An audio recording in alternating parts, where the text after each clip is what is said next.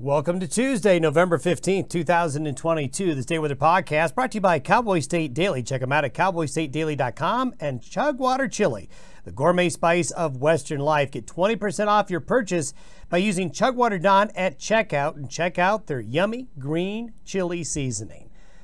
Cold winds. The cold is going to completely dominate not only here but everywhere. In fact, across North America, it's really hard to tell you where to go to find it warm somewhere, as cold is overspreading the nation and will through the weekend. So Canadian air is going to completely dominate the weather pattern. We have an Arctic surge that's going to bring light snow accumulations to the plains, more in the high country. Now, this is by no means a big storm, but when you take Arctic air and you put down just an inch or two of snow, that snow that falls when it gets compacted makes it really, really icy. This is one of these situations where just a little bit of snow combined with a lot of cold can make for some hazardous travel. We'll show you where to watch out for that. Sub-zero temperatures Thursday night in many areas of the Intermountain West. Thursday night going to be one of the colder nights of the season so far for many areas, especially if we get a little bit of light snow. Now, temperatures will begin to moderate. There's a pattern change that develops Sunday into early next week that will lead to moderating temperatures. It doesn't necessarily mean it's going to get real warm, but we'll see temperatures get back to average at least.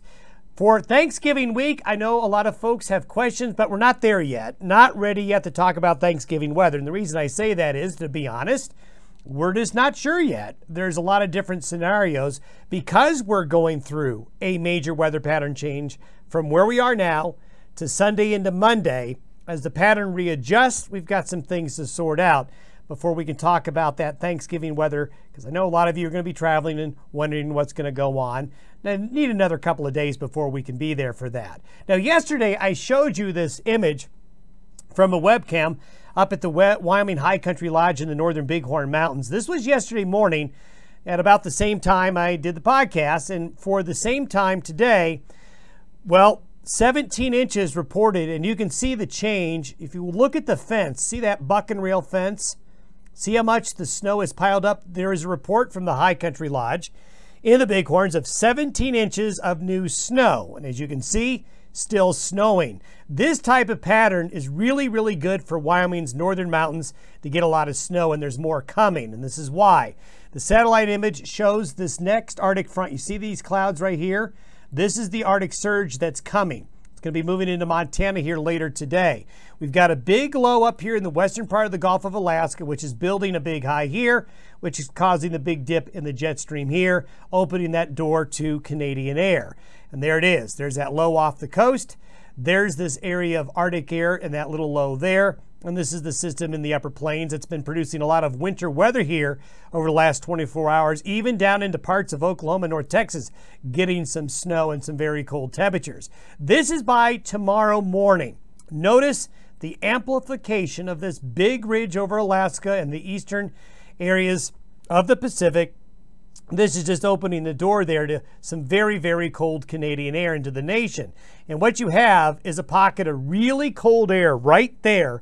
That's kind of where you want to look to see where that really cold air is. And so by tomorrow morning, the cold air is really going to be advancing.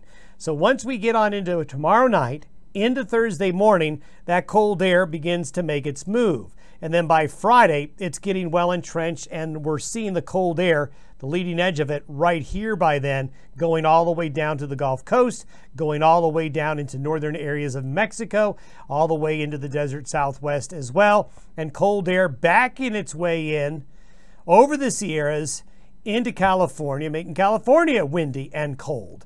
As that cold air comes in, it's going to get more entrenched into areas in the central and the east. And look at these temperature anomalies by Friday afternoon. Coast to coast, it's cold. It's cold in Mexico. It's cold everywhere. So bundle up. This is one of these situations where you can't hop on a plane and find a warm spot. Precipitation. Now this is through Friday evening, early evening Friday. You can see it doesn't look like much, but notice where the green and the gray is here. It's right along and just east of the divide. This is where you're going to get the northwest flow into the mountains. Northwest flow is very good to make it snow in the central mountains of Colorado and southern Wyoming Colorado's north central mountains and Wyoming's southern mountains. Look at that snow there in the Bighorns and the Beartooths. Just like I just showed you in that webcam image, the angle of attack when these Arctic fronts come in from the northwest, that's really good for those mountain ranges. So what ends up happening is you get deceived by the amount of snow that can actually fall. The water content may not be great, but the inches pile up. Same here for the northern side of the Bighorn Mountains. That angle of attack, the wind direction aloft, really, really important. But also notice there's a lot of green here across Wyoming, Montana, parts of northern Colorado. That's going to be just enough snow falling on the plains late tomorrow through Thursday night for small accumulations like 1 to 3 inches worth, enough to make it really, really icy. And there you can see where the snow is going to fall with this Arctic surge coming on in. These are temperatures forecasted by 5 a.m. Friday. So you can see the gray. Anywhere you see gray, it's sub-zero. Anywhere you see purple, you're talking single digits. So the cold is going to be very pervasive across the country. Temperatures dropping down to the lower 30s across areas of central and western areas of Texas as well. Now by Sunday, notice the trough is more into the Great Lakes. So the cold is going to get directed there, into New England, into the mid-Atlantic. Those areas are going to get cold. Notice where the air is coming from by Sunday into Monday. It's from the Pacific. So it's Canadian air through Saturday.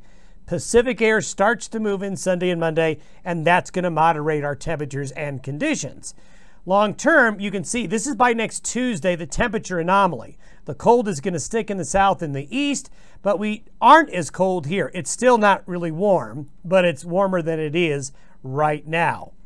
The Eastern Pacific Oscillation, look how far off the charts it is. It's not even on the graph. It's so negative, and that's because of the really cold air that we have here going now. But notice how the Eastern Pacific Oscillation rapidly goes into a positive phase here by this weekend into early next week. That's why we have this pattern change. As the Pacific pattern changes, so does the weather here in the West.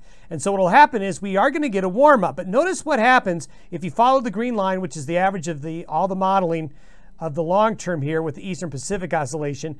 It starts to get back, well, towards negative, and then just stays, well, near, let's say, a neutral phase of the pattern. So that means the weather pattern changes, but it does not necessarily go into a prolonged warm spell, maybe a short one. And if we look at this same oscillation forecast through December 30th, that's right, this goes all the way out to 45 days, so you got to take it with a grain of salt. But notice what it does is the average of the models is taking it back to near zero or a little bit below as we get into December. So that's a cold signal. That's a snow signal. Another cold snow signal is the Arctic Oscillation, which shows it going to its negative phase as we get into mid to late next week and into early December. So those are long-term phases that are continuing to show us cold signals. Have yourself a good Tuesday. Stay warm. See you.